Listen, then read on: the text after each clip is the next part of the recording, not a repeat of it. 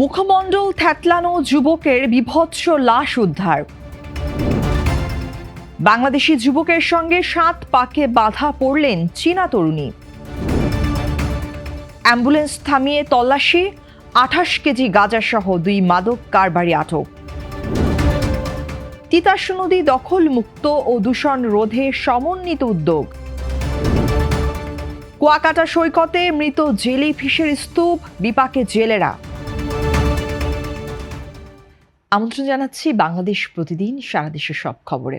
এতক্ষণ শুনছিলেন সংবাদ শিরোনাম, এবারে বিস্তারিত। প্রতিদিনের ইফতারে চাই স্বাস্থ্যসম্মত ও মচমচে রুচি মুড়ি। সড়কের পাশে রক্তাক্ত ও বিকৃত মুখের এক যুবকের মরদেহ উদ্ধার করেছে পুলিশ।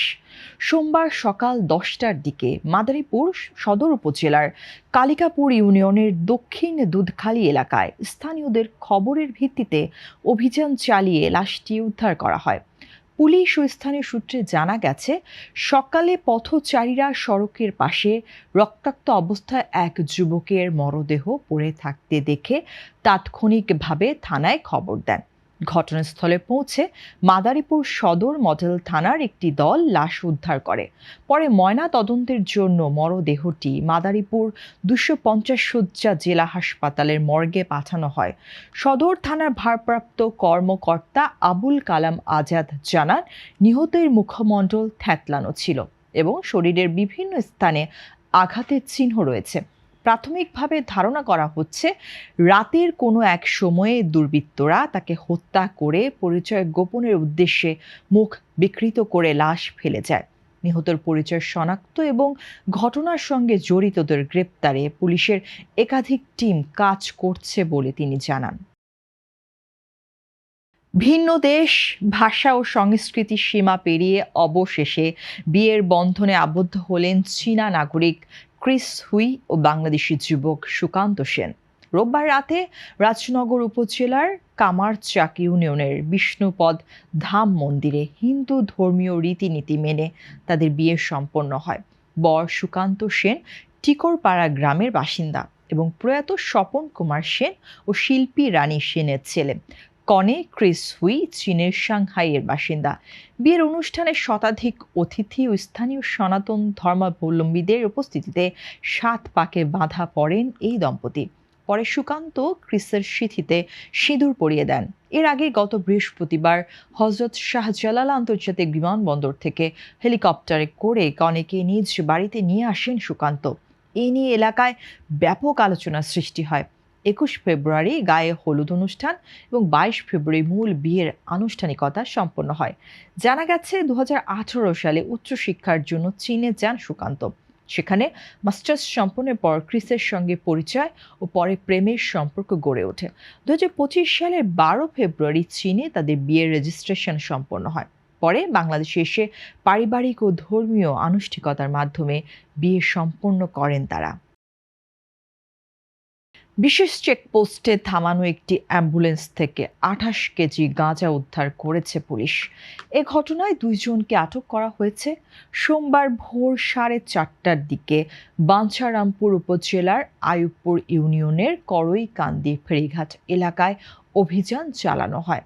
বাঞ্ছারামপুর মডেল থানা পুলিশের সদস্যরা নিয়মিত তল্লাশির অংশ হিসেবে একটি সন্দেহভাজন অ্যাম্বুলেন্স থামিয়ে তল্লাশি চালান। এ সময় গাড়ির ভেতর বিশেষভাবে রাখা প্যাকেট থেকে 28 কেজি গাঁজা উদ্ধার করা হয়। আটকরা হলেন শরীয়তপুর জেলার নড়িয়া উপজেলার মোহাম্মদ সোহাগ এবং রংপুর সদর উপজেলার মোহাম্মদ শাহাজুল ইসলাম। তাদের বিরুদ্ধে মাদক দ্রব্য নিয়ন্ত্রণ আইনে মামলা দায়ের হয়েছে। এছাড়া এ চক্রের সঙ্গে আরও কেউ জড়িত আছে কিনা তা খতিয়ে দেখা হচ্ছে বলে জানিয়েছে পুলিশ। গোপন সংবাদের ভিত্তিতে অভিযান চালিয়ে 3 কেজি গাঁজাসহ এক ব্যক্তিকে গ্রেপ্তার করেছে পুলিশ। রোববার দিবাগত গভীর রাতে পটুয়াখালীর বাউফল উপজেলার কালাইয়া ইউনিয়নের আয়নাবাজ গ্রামে এ অভিযান পরিচালনা করা হয়। বাউফল থানা সূত্রে জানা যায়, মল্লিক বাড়িতে অভিযান চালিয়ে নাগর মল্লিকের ছেলে মোহাম্মদ শাহিন মল্লিককে গাঁজাসহ আটক করা হয়েছে। ঘটনাস্থল থেকে উদ্ধার করা মাদকদ্রব্য জব্দ করে থানায় আনা হয়। থানার ওসি মোহাম্মদ সিদ্দিকুর রহমান জানান, প্রাথমিক জিজ্ঞাসাবাদে মাদকের সঙ্গে সংশ্লিষ্টতার তথ্য পাওয়া গেছে। তার বিরুদ্ধে মাদক মামলা দায়ের করে পটুয়াখালী আদালতে পাঠানো হয়েছে। এলাকায় মাদক বিরোধী অভিযান অব্যাহত থাকবে বলেও জানান তিনি। বাজারে মূল্য তালিকা প্রদর্শন না করায় 4 প্রতিষ্ঠানকে মোট 6,500 টাকা জরিমানা করেছে জাতীয় ভোক্তা অধিকার সংরক্ষণ অধিদপ্তর। সোমবার দুপুরে সিদ্ধিরগঞ্জ এলাকার চিটাগাং রোড, হাজী আহসানুল্লাহ কাঁচা বাজার ও সিদ্ধিরগঞ্জ পুল খাঁজা মার্কেটে অভিযান চালানো হয়। অভিযান পরিচালনা করেন জাতীয় ভোক্তা অধিকার সংরক্ষণ অধিদপ্তর নারায়ণগঞ্জ কার্যালয়ের সহকারী পরিচালক হৃদয় রঞ্জন বণিক। এ সময় মনির স্টোর, মল্লিক স্টোর অ্যান্ড মশলা ঘর ও আল মদিনা স্টোর সহ 4টি প্রতিষ্ঠানে অনিয়ম পাওয়া যায়। অভিযানে কৃষি বিপণন অধিদপ্তরের কর্মকর্তা ও জেলা পুলিশের সদস্যরা উপস্থিত ছিলেন। সংশ্লিষ্ট ব্যবসায়ীদের ভবিষ্যতে দৃশ্যমান স্থানে মূল্য তালিকা প্রদর্শন ও নিয়ম মেনে ব্যবসা পরিচালনার নির্দেশ দেওয়া হয়েছে। নদীর দুই পারের অবৈধ স্থাপনা উচ্ছেদ ও দূষণ রোধে সমন্বিত পদক্ষেপ নেওয়ার ঘোষণা দিয়েছেন জেলা প্রশাসক। সোমবার সকালে ব্রাহ্মণবাড়িয়া শহরের শিমরাইলকান্দি মসজিদ ঘাট থেকে মেড্ডা শ্মশান ঘাট পর্যন্ত নৌপথে তিতাস নদী পরিদর্শন করা হয়। জেলা প্রশাসক শারমিন আক্তার জাহান বলেন, নদীর দুই পারের প্রায় 90% স্থাপনায় অবৈধ দখলে রয়েছে। জেলা প্রশাসন, পানি উন্নয়ন বোর্ড ও বিআইডব্লিউটি এর সমন্বয়ে প্রকল্প গ্রহণ করে উচ্ছেদ ও পুনরুদ্ধার কার্যক্রম চালানো হবে। দখল মুক্ত করার পর নদীর দুই পাশে ওয়াকওয়ে নির্মাণের পরিকল্পনার কথাও জানান তিনি। সংশ্লিষ্ট দপ্তরগুলো নদীর সীমানা নির্ধারণ, খনন ও পরিবেশ রক্ষায় যৌথভাবে কাজ করবে বলে জানানো হয়েছে। সৈকত জুড়ে ছড়িয়ে পড়েছে অসংখ্য মৃত জেলিফিশ। কয়েকদিন ধরে কুয়াকাটার প্রায় 18 কিলোমিটার এলাকায় এসব জেলিফিশ ভেসে আসছে। স্থানীয়দের অভিযোগ, রোদে শুকিয়ে দুর্গন্ধ ছড়াচ্ছে মৃত জেলিফিশ, ফলে পরিবেশ ও পর্যটন কার্যক্রমে প্রভাব পড়ছে। জেলেরা জানান, সাগরে জাল ফেললেই বিপুল পরিমাণ জেলিফিশ আটকে যাচ্ছে। এতে মাছ ধরা ব্যাহত হচ্ছে এবং আর্থিক ক্ষতির মুখে পড়ছেন তারা। পরিবেশ কর্মীরা ধারণা করছেন, সাগরের পানিতে লবণাক্ততা বৃদ্ধি বা তাপমাত্রার পরিবর্তনের কারণে এ ঘটনা ঘটতে পারে।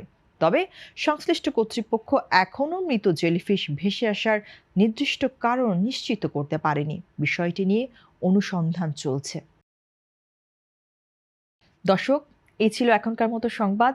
এতক্ষণ সঙ্গে থাকার জন্য অসংখ্য ধন্যবাদ। পরবর্তী বুলেটিন দেখতে চোখ রাখুন বাংলাদেশ প্রতিদিনের ফেসবুক পেজ ও ইউটিউব চ্যানেলে।